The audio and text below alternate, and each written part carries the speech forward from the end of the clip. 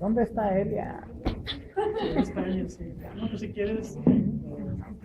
Bueno, en este caso pues está disponible si quieren hacer algún comentario, pregunta, opinión.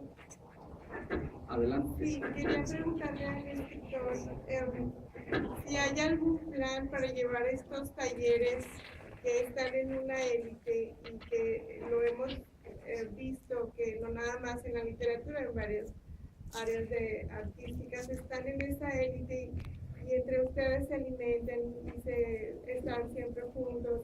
No hay ningún plan para llevarlo a las escuelas, a las universidades, moverlo hasta en las primarias para que esto surja el gusto desde chicos, ¿no? ¿Hay alguna iniciativa con usted?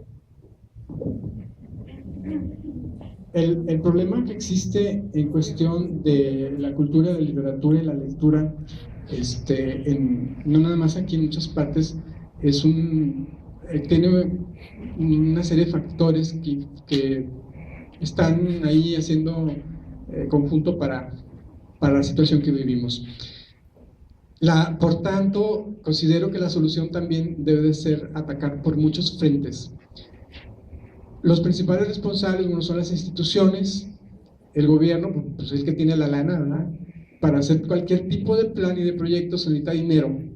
Entonces, habría que meternos en programas, en exigir programas. Dinero sí hay. De hecho, les anticipo que cuando fuimos a pedir el Congreso del Estado para hacer el encuentro de escritores nudistas en este año, fuimos ahí porque era es un espacio público desaprovechado, que hemos estado buscando espacios públicos desaprovechados, que nadie va y toca puertas para que se abran.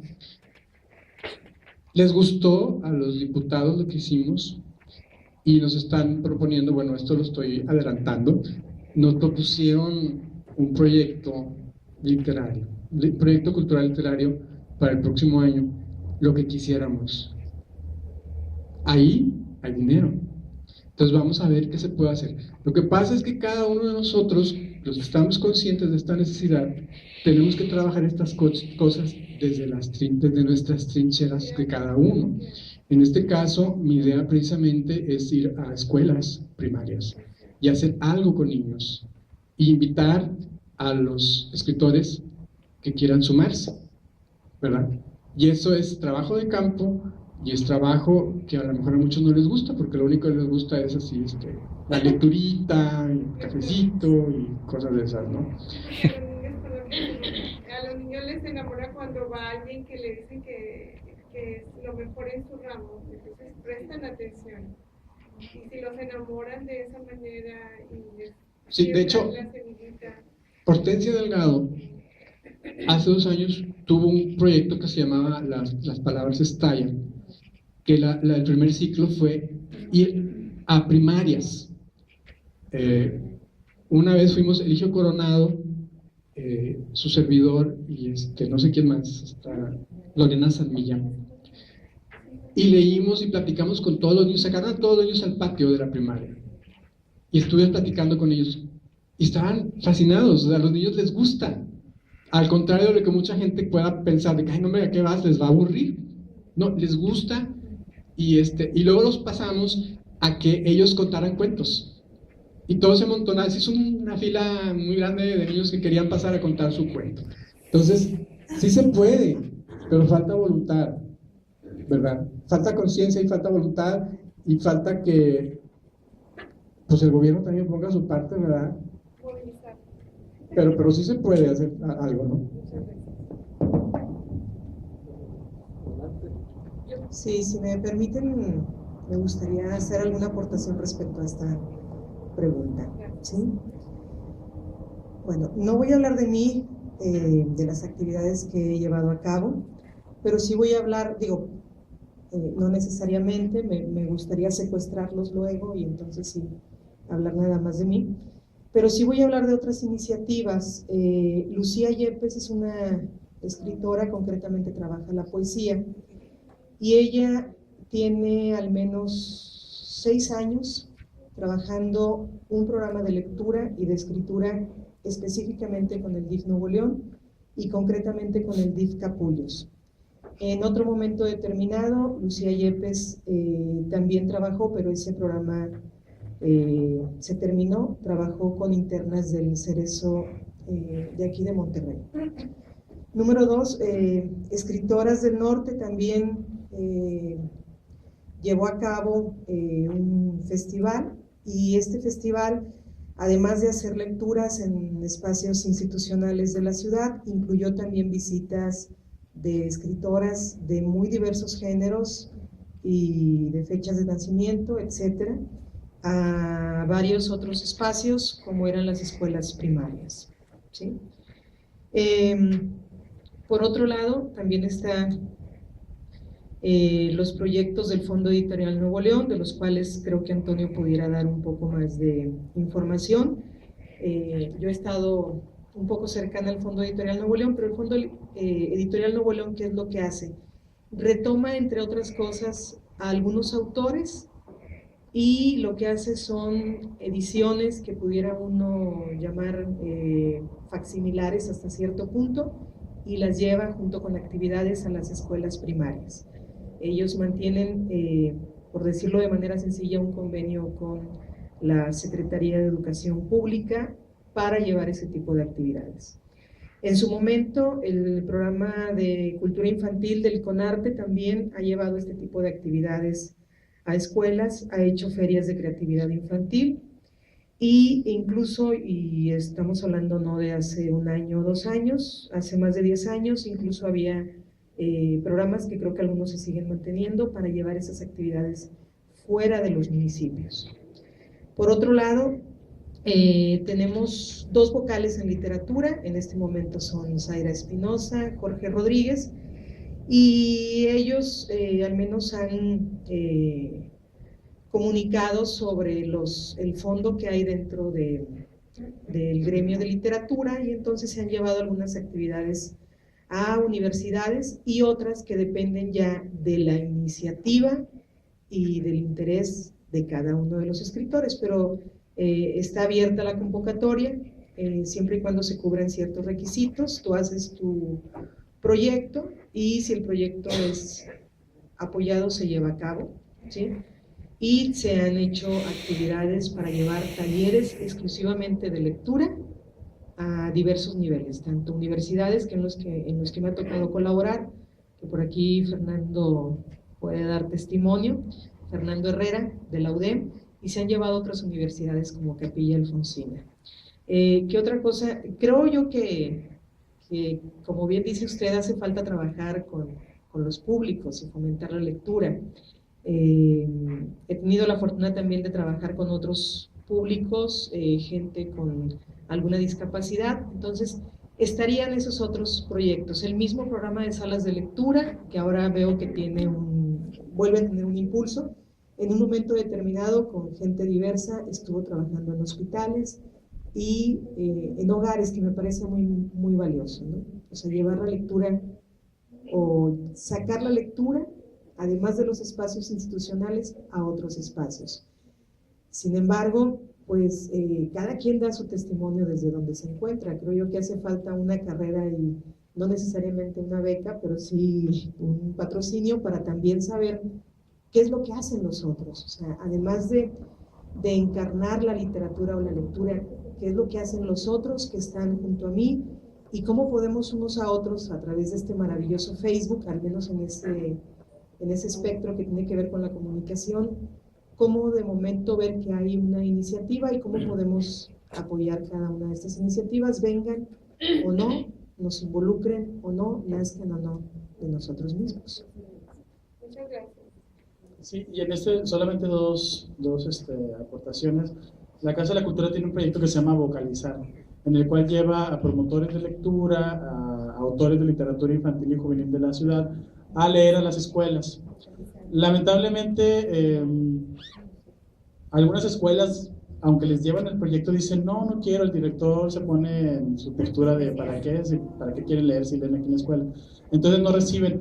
Pero sería interesante que se acercaran a la Casa de la Cultura, que pregunten con Ana Kulik para ver cuál es la agenda, y si ustedes están trabajando con alguna escuela, decir, bueno, quiero que vaya alguien a esta escuela. Y además lo interesante es que estos promotores de lectura, como cosa curiosa, no son de salas de lectura, pero son chicos universitarios, son chicos de la Facultad de Letras, con el proyecto de Biblionautas de Dalina Flores, que ellos están hasta ahorita, cuando no van autores, van los chicos de Biblionautas, y ellos están, lo padre, además de que además les pagan por ir a contar cuentos, es que sí tienen un ciclo de regreso, van a una escuela a principio de semestre, y después regresan 4 meses, entonces no abandonan al público, porque también esa es una cuestión importante al trabajar con públicos, que tendemos a, como un saltamontes, llegar a un público, trabajar, irnos, y en cuanto nos vamos desaparece ese trabajo, porque tampoco hemos aprendido a llegar y a establecer puntos de contacto con la comunidad para que ellos adopten el proyecto,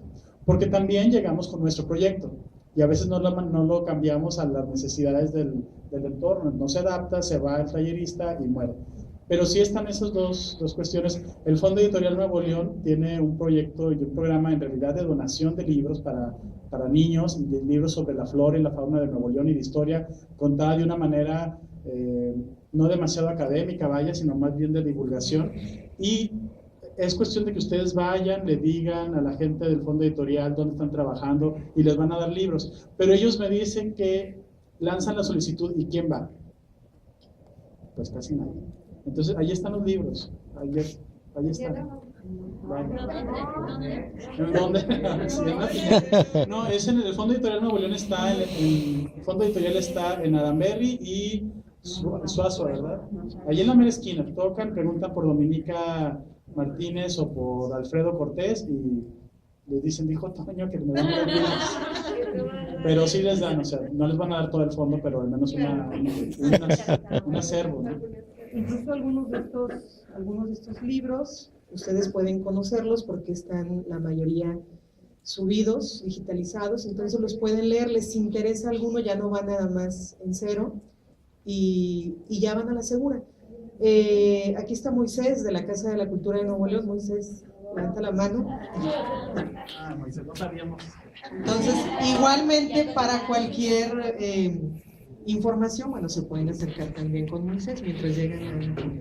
Yo tenía una pregunta hace ratito para cualquiera de ustedes.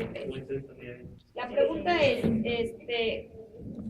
¿qué pasa o qué pasará?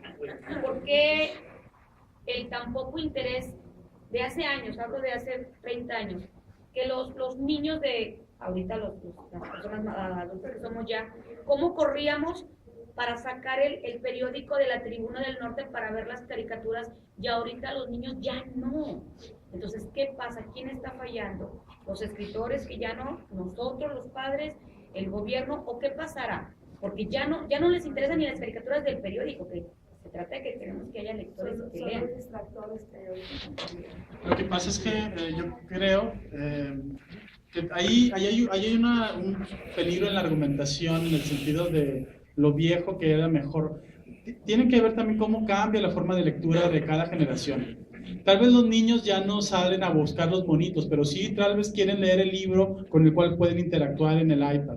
Entonces, no significa esto tampoco un rechazo a lo impreso, pero se tiene que valorar que cada generación lee también de manera distinta. Hay por ejemplo, una cultura, una tradición literaria que cada 10 años sufre una modificación. ¿Por qué? Porque, bueno, lo decía ahorita José Julio, yo estuve 10 años, ¿o cuántos fueron? Sí, del 2000, estuvo varios años fuera, y cuando llego, dice, encuentro otra forma de validación de lo literario. Bueno, o lo mismo ocurre con la lectura. Es decir, hay una transformación, tienen que estar muy pendientes de esos ciclos de transformación de la lectura, de manera que para no ver al libro electrónico como el enemigo o a la interacción con el texto como algo malo, sino como, bueno, es así. No va a suplantar al otro, pero también ya hay esta manera, ¿no? Es lo que creo. Pero ahorita no quise omitir los esfuerzos que hay aquí por algunos escritores de llevar más allá la literatura a la lectura.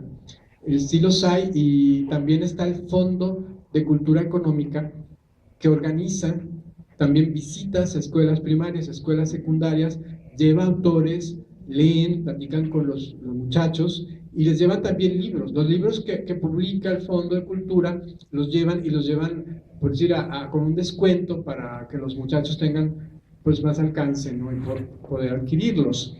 Ese también es un esfuerzo. Quizá a lo que yo me refería es que hace falta que esto no sea de esa manera, que sea algo oficial dentro del programa para todos los de todas las escuelas, porque así solamente llegas a unos cuantos, pero a otros no, ¿verdad? Y en cuanto a la forma de lectura del iPad y todo eso, hay mucha gente que no tiene los recursos para comprar ese tipo de aparatos, dispositivos actuales, ¿verdad? Se lo están regalando. Pues eso dicen, ¿ustedes creen que nos lo regalan? Yo decía como respecto a la señora como mamá y la de su mamá, y yo creo que la mejor herramienta son los afectos. No hay cosa que más se apegue a un niño, tenga iPad, tenga un simple cuento de papel, que el hecho que lo comparta con él. Ahorita hay un programa en la secundaria donde se están obligando a, como parte de la formación de los muchachos, que lean 20 minutos diarios y les piden 2 formas obligatorias donde se hace una sinopsis de lo que hayan leído. Al principio, fíjate que empecé a leerlo con él y llegó un momento que ahora él lo lee solo. Al principio es un poquito difícil porque a veces hay mucha oposición, ¿no? Siempre los adolescentes adolecen de reglas y normas. Y hay esa tendencia a desligarse de la lectura, pero si usted lo abraza, solamente el hecho de que estés y que él vaya leyendo, ay no quiero leer, bueno leo yo, y así, bueno, y ahora lee y se ha leído una novela y se lee por lo menos 3, 4 cuentos a la semana, y la idea es esa, ¿no? De crearle una cultura un hábito de lectura. No importa si es papel, si es iPad, eso es mentira, puede ser cualquier recurso, el mejor recurso son los afectos, siempre lo voy a decir. Sí, gracias. Bueno, hablaban hace un momento de una efervescencia y de que los autores necesitaban salir de su entorno cómodo, no sé. Mi pregunta es, ¿cuáles serían los factores que ustedes consideran o las premisas que serían fundamentales para lograr una estructura más sólida de la literatura en Nuevo León?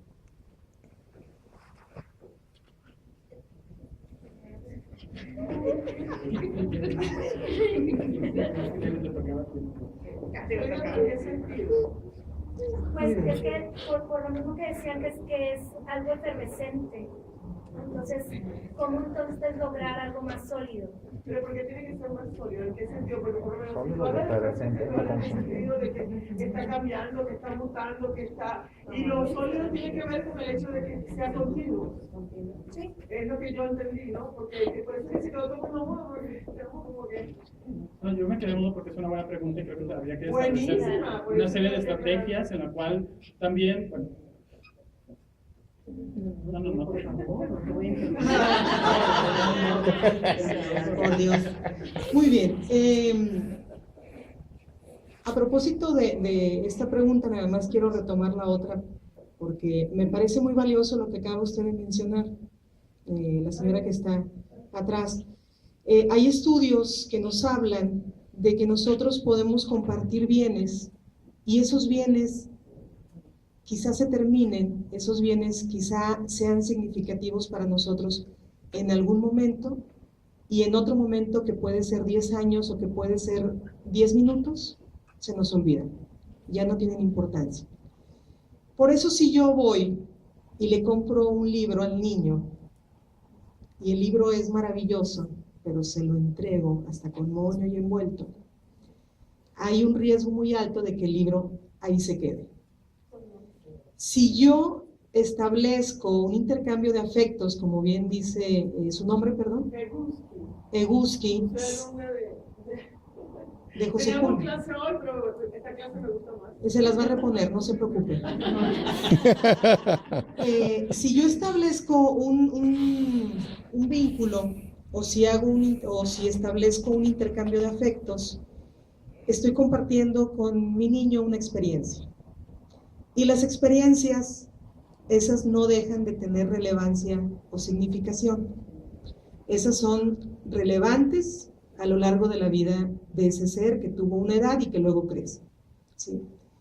Si yo permito que el niño desarrolle una lectura, como bien dice, de cualquier cosa, así sea de las cajas de cereal, el niño va a tener un desarrollo de la competencia lectora, independientemente de que lea libro o no lea libro. Y el niño luego va a ser adulto y, ¿lo digo o no lo digo? Y no va a votar por cualquiera, al menos si comete un error, bueno, ya lo va a hacer a conciencia, ¿sí? ¿Y nosotros qué hacemos? Yo era de las niñas que sí iba a buscar el periódico, a buscar las caricaturas y a buscar otras cosas, pero también en mi época sucedió la televisión. Y las generaciones posteriores han crecido con una cultura visual. Entonces no es culpa y es compromiso de todos, y al mismo tiempo no es un compromiso, no es una culpabilidad sobre la cual haya que imponer una multa y cárcel. ¿Por qué? Porque las culturas cada vez nos vamos haciendo más cómodas, ¿sí? Y somos seres de hábitos. Si yo tengo el hábito de llegar a mi casa y prender la televisión, pues no puedo esperar que el niño que tengo al lado se ponga a leer. Y hay que permitirles desacralizar el libro. A veces tenemos la mala costumbre de decir, el libro, no lo rayes, no juegues con él, es un libro, es sagrado. No. Cuando le permitimos al niño imaginar que es un tren o que es un carro, que puede construir con él casas, pues el niño va a tener un acercamiento más natural. Ahora bien, si hay una efervescencia, igual que Antonio, sí me gustó la pregunta, y sí le veo una serie de riesgos al hecho de que en cualquier momento surjan iniciativas y esas iniciativas nos hagan el panorama tan amplio, tan diverso. ¿Por qué? Porque entonces resulta que yo quiero ir a Doctor Arroyo a dar un taller sobre poesía mozárabe del siglo XVII. ¿Por qué? Porque a mí me acaba de iluminar la vida. Miren, hasta vengo peinada y maquillada, estoy emocionada con esa literatura que acabo de descubrir. No hago un diagnóstico de lo que necesita Doctor Arroyo en ese momento. Y si uno tuviera un poquito la visión que tiene la gente que está en el ámbito empresarial, sabría que aunque yo le ofrezca a Antonio una botella de tequila, además de eso, si Antonio en ese momento lo que quiere es una cerveza, Antonio me va a decir, muchas gracias, no te la compro, ni gratis, ni dada la quiero, como dice la canción, ¿sí? Entonces, ¿qué es lo que...? Empatía con el sector que vas a servir. Así es, ¿sí? Entonces, ¿qué pasa? Que de repente eso no lo ofrecemos. Muy bien. Tenemos otro panorama. Yo soy Ofelia Pérez Sepúlveda. Estoy a punto de mandarme a hacer un letrero con letras fosforescentes. Estoy a punto. Panorámico. ¿Sí? Panorámico. Okay. Y de repente llega alguien y me toca la puerta y me dice, Ofelia, ¿sabes qué? A lo mejor tú haces este tipo de trabajo muy bien, ya lo tienes dominado, pero en este otro todavía te falta. ¿Y qué sucede? Que yo digo, no lo necesito. Entonces, eso está muy bien cuando uno está chavo, ¿no? Está joven. Pero de repente uno tiene que tener la capacidad para decir, efectivamente, esto me falta. Entonces, de repente hay oportunidades o hay ofertas culturales que uno no tiene la decencia, ya no digamos el tiempo o los recursos, a veces no tienes la decencia para agradecer esa oferta cultural, ¿sí? ¿Qué falta? Falta madurez. Entonces, no necesariamente es culpa de las instituciones están formadas por personas. Número 2, a veces yo puedo estar en una institución y hay alguien que me cae justo en la punta de la nariz. Justo. No estoy viendo a nadie. Prefiero ver de este lado. Pero resulta que esa persona, si yo hago a un lado el orgullo, o si hago a un lado el hecho de que no me salude con una gran sonrisa, esa persona va a hacer que ciertas cosas o que ciertos proyectos crezcan y mejoren. Pero, oh no, pecado, no me saluda con una gran sonrisa. Entonces, no lo voy a apoyar, o no le voy a decir, oye, ¿sabes qué? Me caes en la punta de la nariz, ¿sí? No te hablo para que nos tomemos una cerveza, esa me la voy a tomar con Antonio Ramos. Pero quiero que hagas esto, ¿por qué? Porque yo tengo una responsabilidad como promotor cultural o administrador cultural, o como vendedor de un estanquillo o responsable de un Oxxo, lo que sea, y tengo la responsabilidad de conocer qué se ha hecho, conocer qué se está haciendo en otros lados y saber qué se necesita en este momento. Y si en este momento yo necesito un taller de crítica y de lectura, pues tú eres el indicado. Y si en este momento yo necesito alguien que me coordine salas de lectura o que me coordine talleres, tú eres el indicado o tú eres la indicada. Entonces, son situaciones multifactoriales. Hay ocasiones en las cuales hay gente muy valiosa que dice, no, pues ¿para qué voy? ¿Y para qué voy? Y a lo mejor efectivamente quien está de responsable, pues no lo va a recibir con la banda de los recoditos, ¿no? A lo mejor no le va a hacer fiesta, pero va a decir, a ver, ¿sabes qué? Me interesa tu proyecto. Sí, creo que es valioso.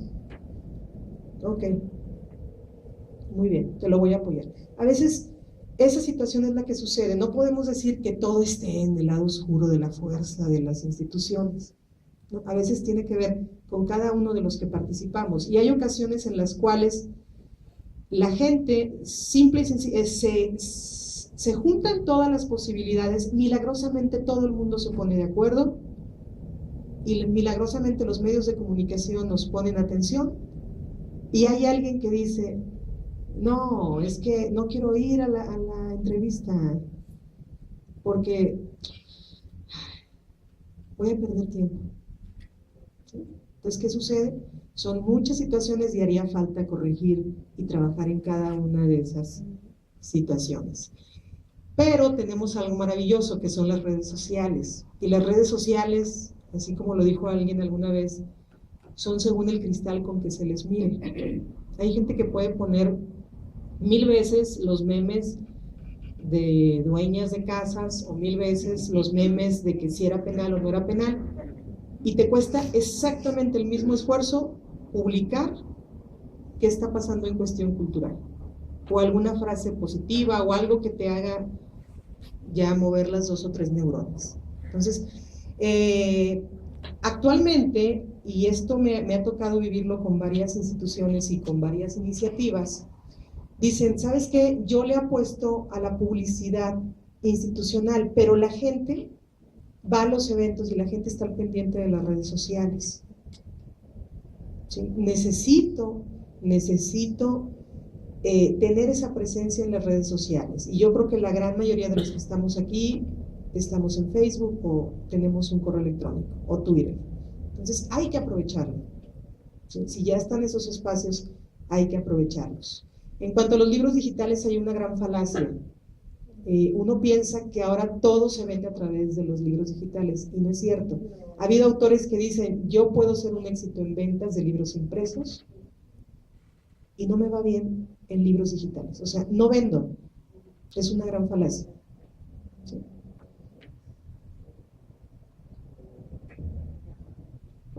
En cuanto a la pregunta que hizo hace rato, yo nada más quisiera mencionar que tenemos un problema aquí en México, y que el problema son los políticos.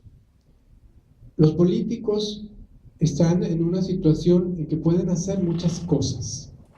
Tienen dinero, tienen poder. Pero como están inmersos en pelear huesos y puestos, y nomás están en eso, no les importa lo demás. Y pudieran hacer muchas cosas, y pudieran solucionar muchas cosas. ¿Qué falta? Que nosotros como ciudadanos exijamos. exijamos las necesidades. Mientras nosotros no nos movamos en eso, muchas cosas no van a cambiar, ¿verdad? A lo mejor podemos hacer muchos esfuerzos independientes, etcétera, y pueden hacer cosas, pero así un cambio radical se puede hacer desde ahí, y en nuestras manos está el pedirlo. Yo creo que tenemos que empezar a hacer conciencia, la ciudadanía, de las cosas importantes y las cosas que tenemos que pedirles que se hagan. Es lo que creo. Tú hablas de pedir a las autoridades. ¿A qué te refieres? Porque hace rato estaban hablando, o llegó a un punto en el que se hablaba de que los autores están alejados de la gente, que incluso se escribe lo mismo que los mismos escritores leen, ¿sí me explico? Que se leen entre ustedes, cosa que en teatro también se hace teatro para teatristas, ¿no? Entonces, cuando tú dices eso, y desde tú que eres un actor, por decir así, en el ámbito de literatura, ¿qué crees que haga falta o qué se tiene que exigir? Es una situación sumamente compleja. Yo he participado en actividades, he ido a tocar puertas con políticos en diferentes momentos para que nos faciliten cosas, infraestructura, espacios, y es bien difícil porque no te reciben tan fácilmente, porque no te escuchan, porque están súper ocupados, mil cosas, ¿verdad? Entonces, nosotros como que estamos dentro de un quehacer cultural, en este caso literario, pudiéramos todos unirnos y trabajar en este sentido, pero vamos a llegar siempre hasta un punto, por más esfuerzos que le pongamos. Entonces, falta también la disposición de la gente que está en un puesto que puede abrir puertas o echar lana o lo que sea. Entonces, es algo que se tiene que hacer por varios frentes. Y lo de exigencia, la exigencia, yo creo que está en la gente toda en general. Pero eso está verde todavía, ¿no? Porque estamos todos, que el fútbol, que Chavana, que las novelas, que la chele, de los fines de semana, y nos pasamos la vida en eso, y ahí se nos va. Una cosa, ¿no? Si esto es de trabajar juntos, hay un problema que es nuestra ignorancia, tal vez por nuestra incapacidad de buscar como ustedes buscan, ¿no? Y están más informados. Porque por lo menos a mí se me han ocurrido muchos proyectos, pero realmente uno no sabe cómo canalizarlos. Y uno no tiene tal vez esa chispa de salirse solamente de inventar o crear o proyectar una idea, sino cómo llevarla a cabo, ¿no? Creo que el hecho es que sea factible, que sea un hecho, porque tal vez si se da esa unión entre todos, se debería buscar eso, qué factibilidades tiene, bajo por supuesto el ojo de la experiencia de los que tengan más contacto con el gobierno. No fue bajo un enunciado. Yo tengo otra pregunta. Ahorita que hablan también de trabajar en conjunto, de trabajar los que están dentro del medio más cercano y nosotros que queremos llevar eso precisamente al resto de la población. ¿Cómo ayudar más a que precisamente los escritores locales se den a conocer? ¿Conocen ustedes si existe alguna base, algún directorio, algún registro? Porque la verdad es que ustedes mencionan muchos nombres y a pesar de que ya tengo un buen rato que me he estado metiendo en diferentes ámbitos en esto, muchos de ellos no los conozco. Entonces, sí nos serviría bien saber si existe un directorio. Sí, mira, el CONARTE tiene un directorio de escritores que están en el gremio de literatura. Ahí puedes ver correos electrónicos, puedes ver, no sé si creo que teléfonos, pero ahí está el directorio. Sí. Pero no están todos. No están todos. En el Fondo Editorial Nuevo León tienen también otra página que se llama Escritores de Nuevo León, donde al menos vienen, creo que también es importante no solamente conocerlos. Antes de hacer la pregunta, entré a buscar aquí y me sacó 3 ¿Cuál en te el sacó? Google. Me Ajá. sacó nada más 3 ítems. En uno viene Antonio. Sí, es el del fondo, Viene el muy Escritores de poquito, Nuevo León, que es realmente, del si lo fondo. busco en Google abiertamente no viene mucho.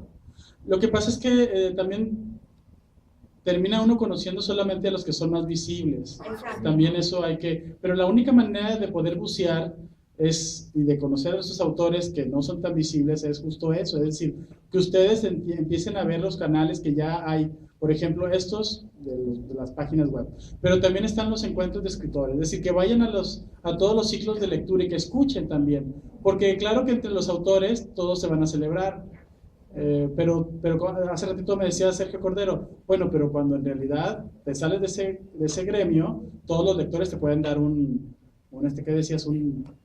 A lo que me refería es a que es lo que explica por qué los ambientes artísticos e intelectuales tienden a cerrarse sobre sí mismos.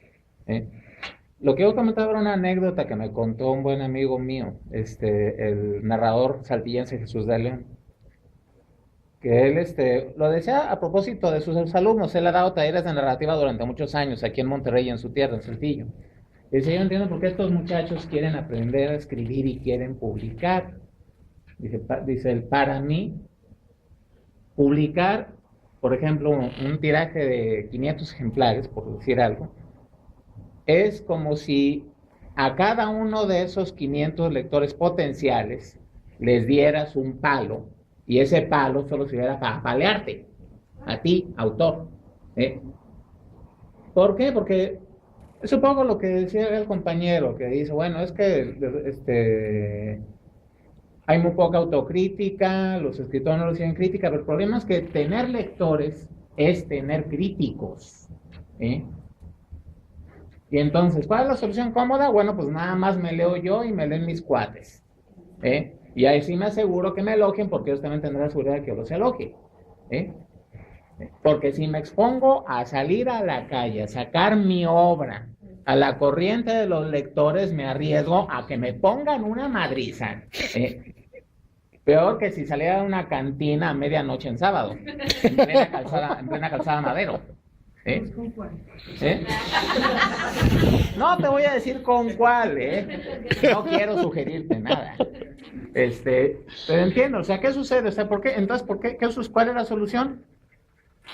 Cerrarte en un círculo, en una pequeña élite, en un pequeño grupo. Eso es lo que yo llamo literatura de salón, que es lo que practica sobre todo la gente que tiene mucho dinero y que se dedica a la literatura o a las artes.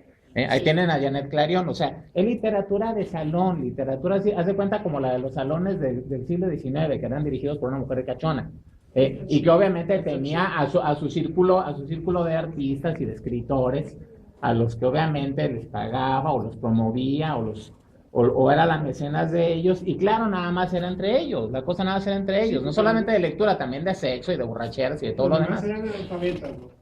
Sí, y